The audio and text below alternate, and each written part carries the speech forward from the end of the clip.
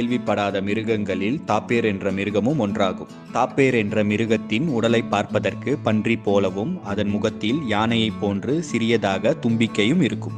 தாப்பேர் இனம் மொத்தம் 4 வகைகள் உள்ளன.